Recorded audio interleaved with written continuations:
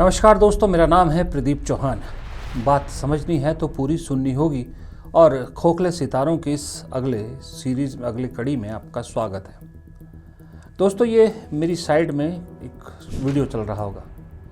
ये वीडियो 2008 का है, जब अमेठी में एक क्रिकेट प्रतियोगिता होती है, राजीव गांधी ग्रामीण क्रिकेट प्रतियोगिता। वहाँ पर राहुल गांधी सचिन तेंदुलकर के साथ गए थे, सचिन तेंदुलकर राहुल गांधी के साथ गए थे और मंच पर आपको प्रियंका गांधी भी दिख रही होंगी, रॉबर्ट वाड्रा भी दिख रहे हैं और कांग्रेस का नंबर 1 सेटर राजीव शुक्ला भी दिख रहे होंगे। ये 2008 की बात है। तब तेंदुलकर जो है कांग्रेस के नज़दीकी हुआ करते थे, या यूँ कहे कांग्रेस के साथ हुआ करते, राहुल गांधी के अच्छे जानकारों में हुआ करते थे। ये बात है 2008 की। अब आइए आप 2025 में अभी 2 दिन पहले प्रधानमंत्री रिलायंस इंडस्ट्रीज़ के जू, चिड़ियाघर जिसको कहे, वनतारा गए। उसकी तारीफ में बहुत कसीदे पढ़े प्रधानमंत्री ने लंबे लंबे कसीदे पढ़े।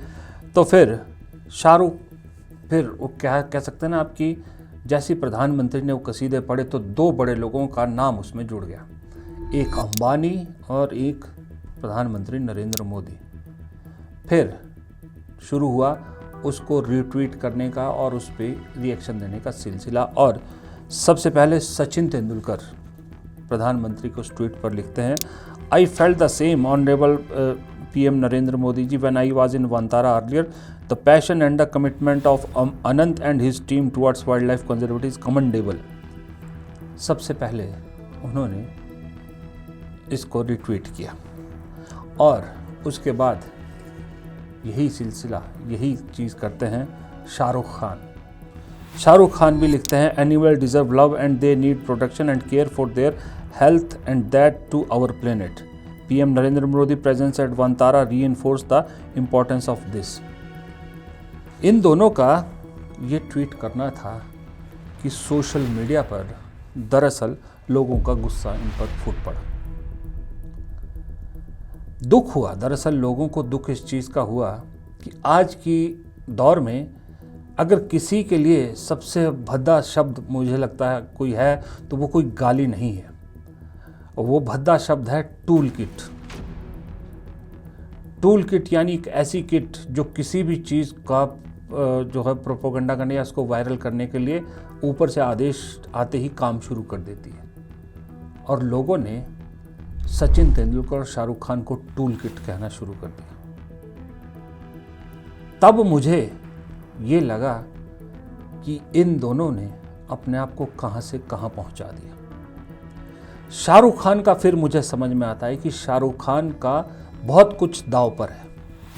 उनके बेटी का करियर दांव पर है, उनकी फिल्में अभी भी आ रही है, उनका खुद का हज़ारों करोड़ रुपया उन पर लगा है। तो वो सत्ता से पंगा नहीं लेना चाहते, सत्ता से नज़दीकी बनाए रखना चाहते हैं। लेकिन सचिन तेंदुलकर का ऐसा क्या है? सचिन तेंदुलकर का तो ना कोई ऐसा बहुत बड़ा ऐसा बिजनेस है कि जिसको उन्हें खतरा हो, ना वो खुद अब क्रिकेट खेलते हैं, ना उनका बेटा कोई इंडियन क्रिकेट में है, उसके करियर की टेंशन हो। और शाहरुख खान कांग्रेस के नज़दीकी रहे, ये किसी से छुपा नहीं है। लेकिन शाहरुख खान को वो सब नहीं दिया कांग्रेस ने, या कांग्रेस से नहीं मिला शाहरुख खान को वो जो सचिन तेंदुलकर को मिला। इसलिए सचिन तेंदुलकर के गिरने पर ज़्यादा हैरानी होती है लोगों को और ज़्यादा दुख हो रहा है। आपको मैं कुछ जो रिएक्शन है वो बताता हूँ। देखिए, एक शख्स जो सबसे पहले आर करके क्या लिखते हैं, the entire tool kit is being unleashed by all prominent people today, how come only the rich and famous were invited to this family zoo. Tool kit शब्द इस्तेमाल किया है इन्होंने शाहरुख के लिए, सचिन तेंदुलकर के लिए। एक और लिखते हैं माय हीरो राहुल गांधी के नाम से, ये कहते हैं यही काम रह गया अब। सीधा सवाल पूछ रहे हैं सचिन तेंदुलकर से, यही काम रह गया अब एक बड़ा इंपॉर्टेंट है जो मैं आपको सबसे और दिखाना चाहता हूँ जल्दी, फनी ट्वीट्स के नाम से है। ये लिखते हैं कि भाई साहब म्यूचुअल का प्रचार करते हैं आप, तो जैसे पीएम को टैग किया है वैसे ही टैग करके उन्हें बताइए गिरते हुए शेयर बाजार के लिए क्या फील कर रहे हो।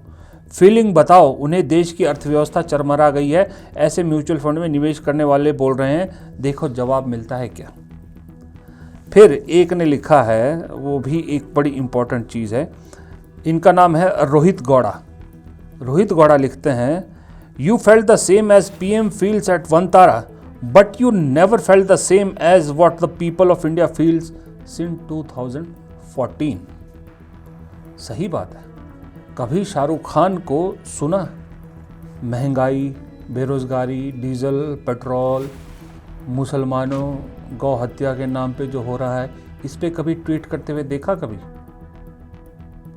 कभी किसी और चीज़ पे? राहुल गांधी ने एक पूरा देश नापा, पैदल यात्रा है, बड़े बड़े लोगों ने उनकी तारीफ में ट्वीट किया। कभी सचिन तेंदुलकर ने किया? नहीं किया। फिर और देखिए, मैं आपको और पढ़ाता हूँ। एक मेटानोमेड है, वो लिखते हैं, this reads like a genetic diplomatic compliment with little substance, it lacks depth. यानी कि एकदम से जो है वो किसी सचिन तेंदुलकर की बात को हल्की बात करार दे दिया। प्रतीक लिखते हैं, राष्ट्र सेठ के लल्ला के जू प्रचार में भगवान जी भी प्रकट हो गए। भगवान जी समझ गए ना, क्रिकेट का भगवान कहा जाता है सचिन तेंदुलकर को। बाकी महंगाई, बेरोजगारी पर इनके मुख से एक वक्र तक नहीं निकलता, एक शब्द नहीं निकलता। अब ये कुछ पूछ रहे हैं, मोदी जी वेकेशन पे हैं या ऑफिशियल विजिट पर हैं। एक आदित्य व्यास पूछ रहे हैं, वो एक और पूछ रहे हैं कि एक भाई साहब कह रहे हैं कि कब खाने जा रहे हो हाथी की खिचड़ी। याद है हाथी की खिचड़ी? एक बड़े चैनल के बड़े एंकर ने हाथी की खिचड़ी खाई थी जब इस चिड़ियाघर का प्रचार प्रसार कर रहे थे। इसी तरह से शाहरुख खान को भी बहुत सीट मिली। शाहरुख खान से लोगों ने कहा, जैसे एक ने कहा, अमोक ने कहा, SRK डूइंग पेड प्रोपेगेंडा, कि पेड प्रोपेगेंडा कर रहे हैं। काव्या लिख रही हैं, काव्या इंडिया लिख रही है, at least I didn't expect this from you. एक भोगल सोलापुर लिख रहे हैं, SRK don't be under trap of this, you will be vindicated, मतलब सावधान कर रहे हैं। एक संतोष लिख रहे हैं, I feel so embarrassed that my tax money is spent on a day picnic by a position that has the highest accountability, but priority seems to be misaligned। ऐसे कुछ लिखा है। शुभम लिख रहे हैं, SRK receive message from PMO office to quote this. ये मैं आपको कई चीज़ें दिखा रहा हूँ इस तरह के, मैं इसलिए पढ़ के सुनाई कि लोग आज की डेट में बेवकूफ़ नहीं हैं, सब समझते हैं। सब कुछ लिख दिया लोगों ने, सब कह रहे हैं कि पेड प्रोपेगेंडा है। कोई कह रहा है कि PMO से ऑर्डर आया तब उन्होंने ये कर दिया। कोई कह रहा है कि सेम एक ही तरह का ट्वीट सब लोग कर रहे हैं PM के उस ट्वीट पे। कोई कह रहा है कि टूल किट हो गए हैं। मैं इसलिए कह रहा हूँ ये सारी चीज़ें कि आदमी गिरता है। देखिए एक शेर है, मैं एक शेर भी आपकी नज़र करता हूँ कि मुझे किसी के बदल जाने का कोई गम नहीं, मुझे किसी के बदल जाने का कोई गम नहीं, बस कोई था जिससे ये उम्मीद नहीं थी। इन दो लाइनों में सारा सार है कि गिरते बहुत हैं, बहुत अपना ईमान बदलते हैं, बहुत से लोग अपना जो है आत्मा तक बदल देते हैं, लेकिन गिरने की भी एक सीमा होती है। जब आपको किसी ने भगवान का दर्जा दिया है, क्रिकेट के भगवान का, तो जब आप गिरते हो तो गिरते वक्त कम से कम उन लोगों के सेंटीमेंट का तो ध्यान रखना चाहिए। मैं फिर कहूँगा, मैं शाहरुख खान को बेनिफिट ऑफ डाउट दे सकता हूँ, क्योंकि जिस तरह से उनके बेटे को फंसाया गया था, फंसाया मैं इसलिए बोल रहा हूँ कि अब कोर्ट भी कह चुकी है कि कोई सबूत नहीं उनके खिलाफ। जिस तरह से उनके बेटे को फंसाया गया था, किसी भी बाप के दिल में डर बैठ जाएगा कि दोबारा मेरे बच्चों के साथ कहीं ऐसा ना हो। इसलिए उन्हें जो भी ऊपर से निर्देश मिलते होंगे वो करते हैं। हालांकि जो प्यार मोहब्बत शाहरुख खान को मिली है इस देश से, उन्हें इन सब से बचना चाहिए। लेकिन फिर भी एक बाप की मजबूरी मैं समझ सकता हूँ, लेकिन तेंदुलकर की कोई मजबूरी ऐसी नहीं है।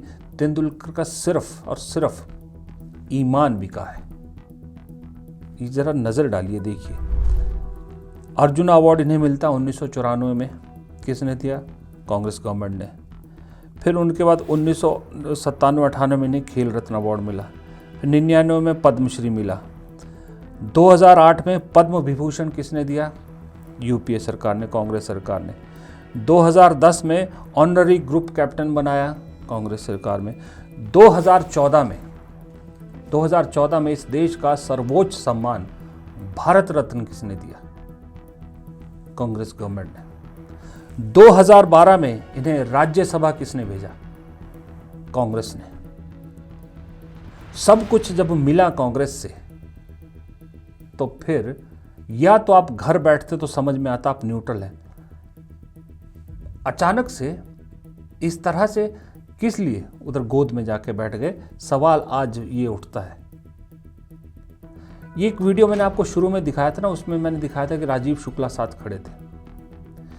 ये वो सेटर है जिसने वक्त वक्त पर कांग्रेस को बहुत शर्मिंदा करवाया है।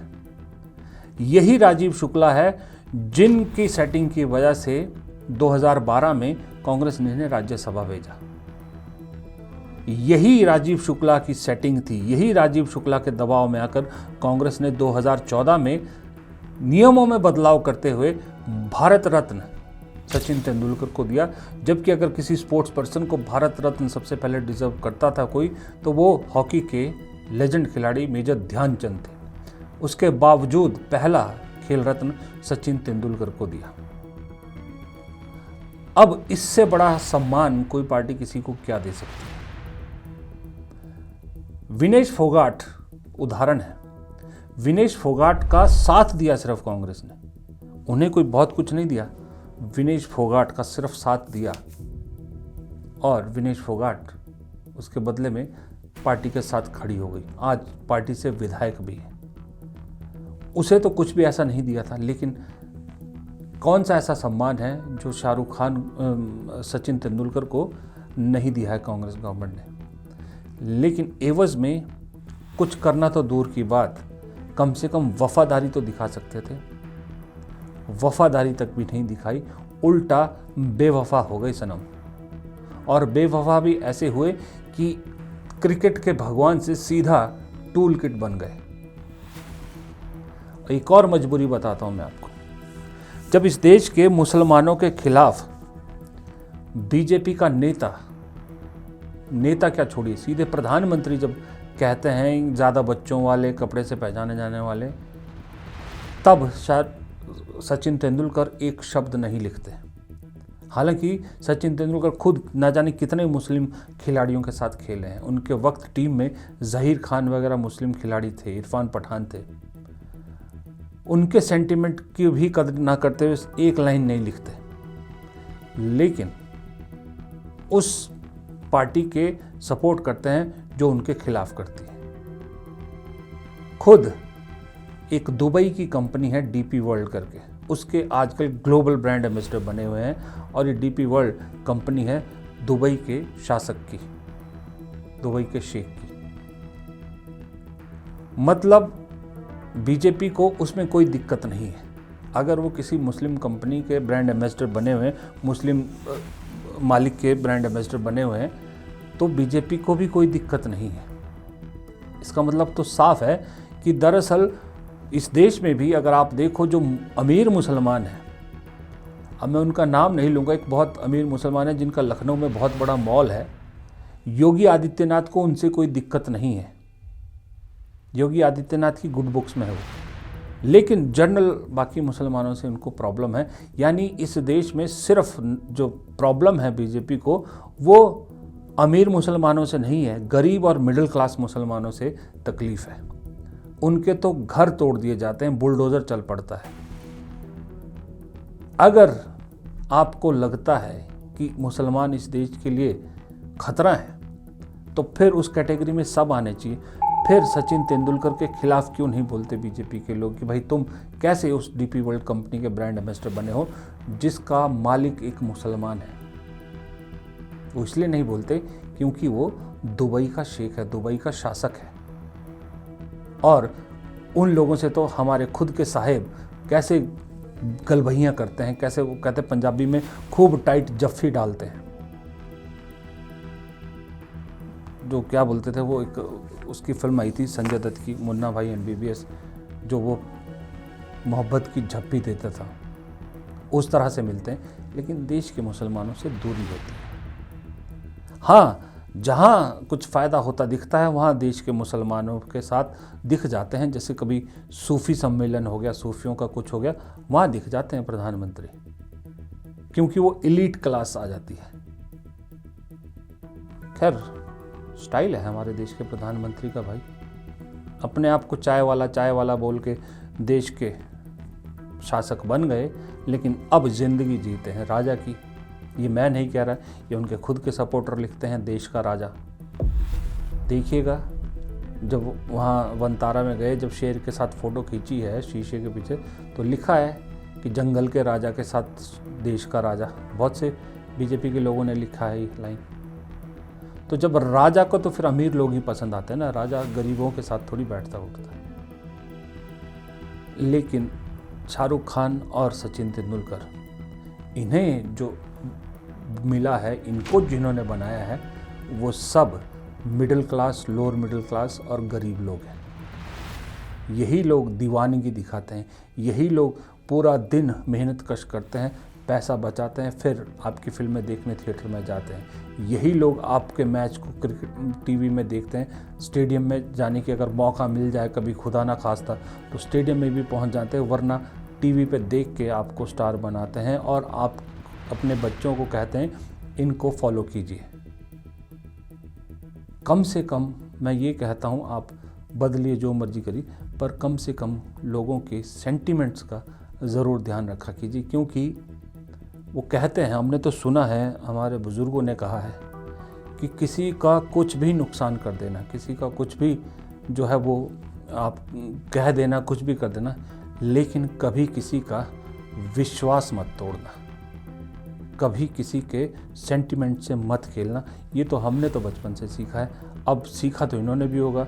अब सत्ता की चकाचौंध में या सत्ता के डर से भूल गए, ये अलग बात है, लेकिन वक्त याद ज़रूर दिलाता है, ये इनको याद रखना चाहिए। फ़िलहाल इस एपिसोड में इतना ही। उम्मीद करता हूँ आपको एपिसोड पसंद आया होगा। तो मेरे चैनल, इस वीडियो को लाइक शेयर कीजिएगा। चैनल सब्सक्राइब नहीं किया तो प्लीज़ चैनल को सब्सक्राइब कीजिएगा। और हाँ, कमेंट बॉक्स में अपनी राय ज़रूर दीजिएगा, क्योंकि आपके कमेंट बहुत बहुत अहम रखते हैं।